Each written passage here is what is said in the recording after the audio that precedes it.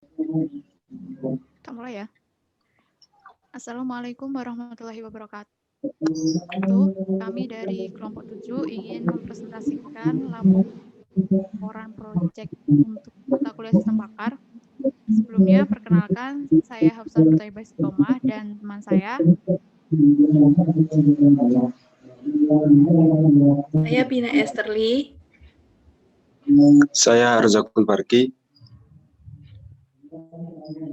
Nah, untuk proyek kami berjudul Sistem Pakar untuk mendeteksi penyakit yang disebabkan oleh coronavirus.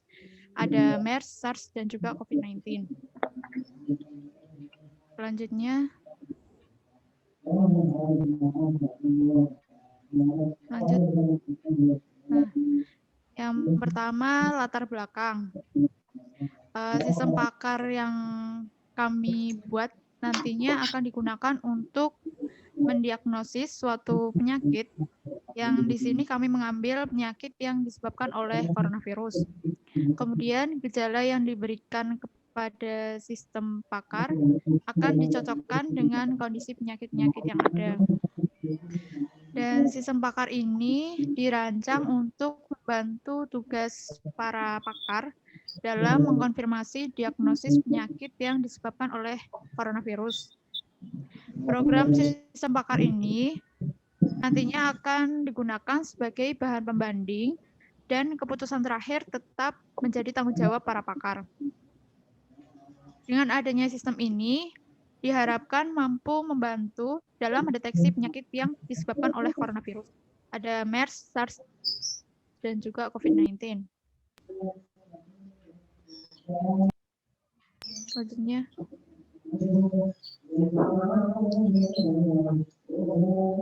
Selanjutnya ada rumusan masalah. Yang pertama, sistem pakar yang dibuat untuk mendeteksi penyakit yang disebabkan oleh coronavirus. Yang kedua, metode yang digunakan yaitu dengan metode forward chaining. Kemudian yang terakhir, sistem pakar yang dibuat hanya sampai tahap penemuan nama penyakit yang disebabkan oleh coronavirus. Nantinya ada penjelasan gejala penyakit dan juga pencegahannya. Selanjutnya. Berikutnya tujuan. Tujuan dari pembuatan sistem ini nantinya akan mampu untuk meminimalkan fungsi dari seorang pakar dalam permasalahan penyakit yang disebabkan oleh coronavirus. Yang kedua, membuat suatu sistem yang berbasis web sebagai pengganti pakar dengan memasukkan pengetahuan manusia ke dalam bentuk sistem sehingga dapat dipakai orang banyak untuk mendeteksi dan menangani penyakit yang disebabkan oleh coronavirus. Yang ketiga, menghasilkan rancangan sistem pakar untuk mendeteksi penyakit yang disebabkan oleh coronavirus dengan metode forward chaining. Berikutnya, yang pertama ada representasi pengetahuan.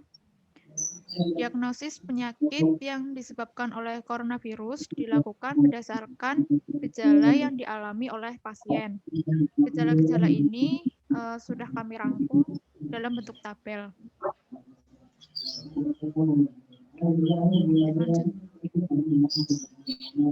Nah, di sini ada tabel gejala penyakit yang disebabkan oleh coronavirus. Ada demam, batuk, kelelahan, sesak nafas, dan lain sebagainya.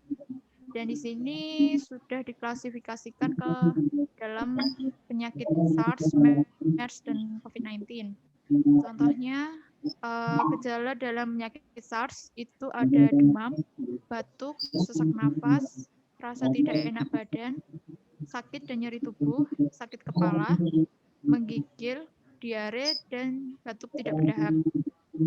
Untuk selanjutnya akan dijelaskan oleh Rozakul.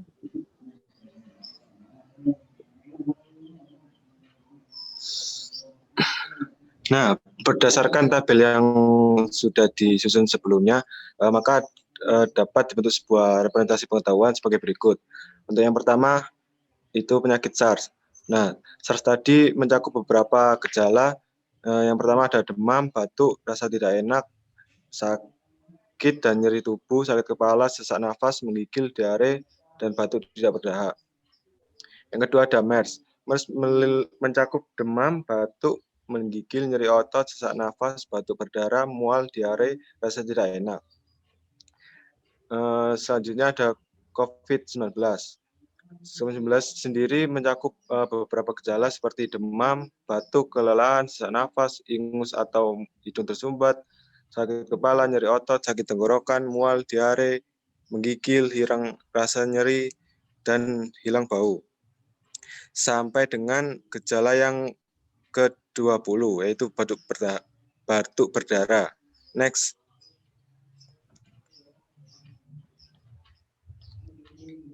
Nah, berdasarkan dari representasi pengetahuan tadi, dapat dibentuk suatu basis pengetahuan.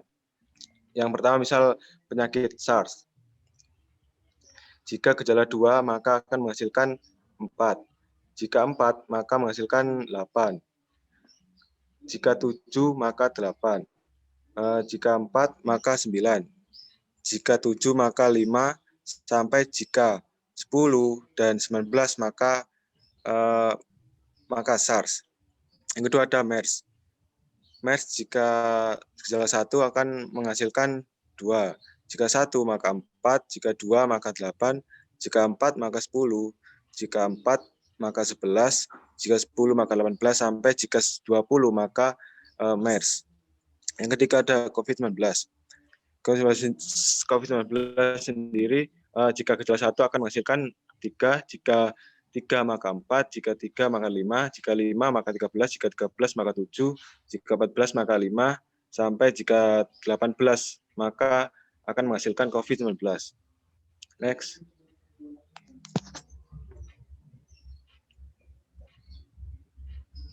Nah, tadi kan dengan metode forward chaining, sekarang backward chaining. Backward chaining sendiri adalah metode yang metode yang dihasilkan dari belakang. Misal SARS, jika 4 maka 2, jika 8 maka 4, jika 8 maka 7, jika 9 maka 4, jika 5 maka 7, jika 6 maka 7, jika 19 maka 8, jika 10 maka 5, jika 6 maka 8, jika 10 maka 8.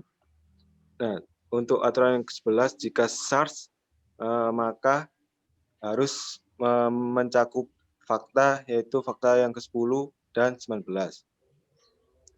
Yang kedua ada MERS. Jika 2 maka 1, jika 4 maka 1, jika 8 maka 2, jika 10 maka 4, jika 11 maka menghasilkan 4, jika 8 menghasilkan 10, jika 12 maka 10, sampai jika itu MERS, maka fakta yang harus dipenuhi adalah 20. Selanjutnya ada COVID-19. Jika itu termasuk COVID-19, maka fakta yang ke-18 harus dipenuhi. Nah, jika 8, maka 18. Karena 8 sebelumnya adalah fakta, maka 13 adalah fakta. Sampai ditemukannya fakta 18. Next. Nah, yang selanjutnya adalah alur inferensinya. Alur inferensi yang pertama adalah menggunakan forward chaining. Untuk yang pertama ada penyakit SARS dengan rule yang pertama atau aturan pertama, jika 2 maka menghasilkan 4. Dengan rule yang kedua, jika 4 maka menghasilkan 8. Dengan rule yang ketiga, jika 8 akan menghasilkan 7. Dengan rule yang keempat, jika 4 maka akan menghasilkan fakta yang baru ada 9. Sampai dengan rule yang 11, jika 10 dan 19 maka akan menghasilkan SARS. Next. Yang kedua ada MERS. Sama seperti yang tadi, dengan menggunakan metode forward chaining, jika menggunakan aturan ke-12, jika 1 maka 2, dengan menggunakan aturan ke-12, jika 1 maka 4, sampai dengan aturan ke-21, jika 20 maka akan menghasilkan penyakit MERS. Next. Selanjutnya ada COVID-19, sama seperti yang sebelum-sebelumnya. Dengan aturan yang ke-22, jika 1 maka 3. Dengan aturan 23, jika 3 maka 4. Dengan aturan 24, jika gejala 3 maka menghasilkan fakta baru 5. Sampai dengan rule yang ke-33, jika 18 maka akan mengindikasikan bahwa itu COVID-19. Next. Next. Nah, yang selanjutnya dengan menggunakan metode backward chaining. Untuk contoh kasus yang pertama adalah penyakit SARS. Untuk mendeteksi apakah SARS itu merupakan fakta, maka harus dibuktikan bahwa rule yang per-11 itu merupakan fakta. Next.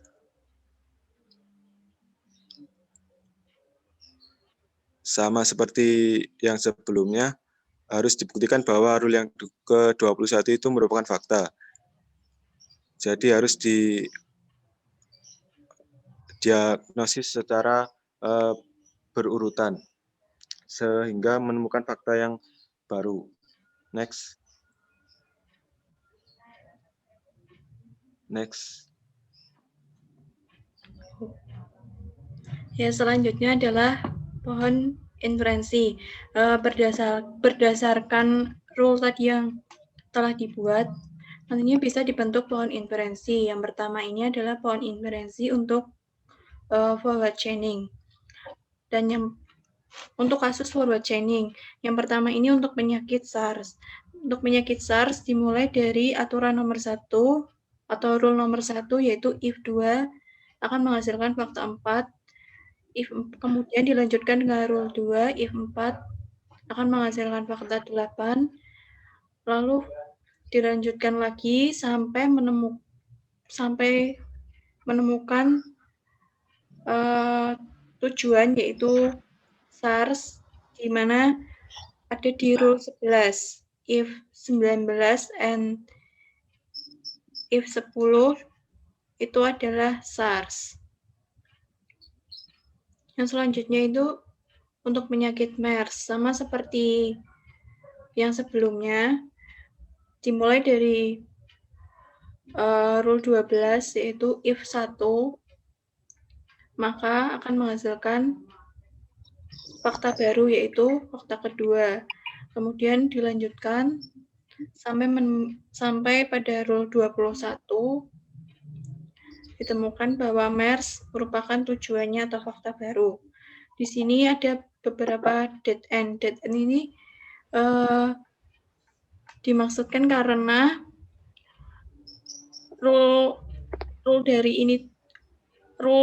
hasil dari rule tersebut tidak bisa dilanjutkan karena tidak ada rule yang memenuhi, sehingga memunculkan dead end. Untuk selanjutnya COVID-19 sama seperti yang sebelumnya, dimulai dari rule 22, if 1 dan 3 dan seterusnya sampai ditemukan fakta baru jika penyakit itu merupakan penyakit COVID-19. Dan di sini ada dead end karena tidak bisa dilanjutkan karena tidak ada aturannya yang tertulis sesuai dengan basis aturan. Selanjutnya untuk backward chaining, sama seperti forward chaining, namun kalau backward chaining ini dimulai dari tujuan terlebih dahulu. Tujuan yang pertama misalnya adalah untuk mendiagnosis penyakit SARS. Nah, untuk mendiagnosis penyakit SARS ini, maka fakta-fakta yang harus dipenuhi itu adalah yang pertama R11, ini berdasarkan basis aturan R11, if 10 and 19 akan menghasilkan fakta baru, yaitu di R10, if 10 dan 8, if 10 dan 5, kemudian if 19 dan 8, dan seterusnya sampai memunculkan sebuah fakta yaitu nomor 2 dan nomor 2. Sedangkan untuk nomor 7 itu merupakan dead end karena tidak ada aturan yang tertulis di basis aturan yang telah kami buat. Ini sama, tapi untuk penyakit MERS, dan ini untuk COVID-19.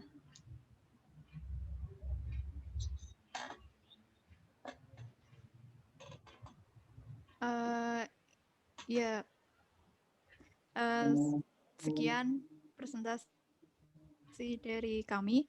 Apabila ada kesalahan, kami mohon maaf. Wassalamualaikum warahmatullahi wabarakatuh.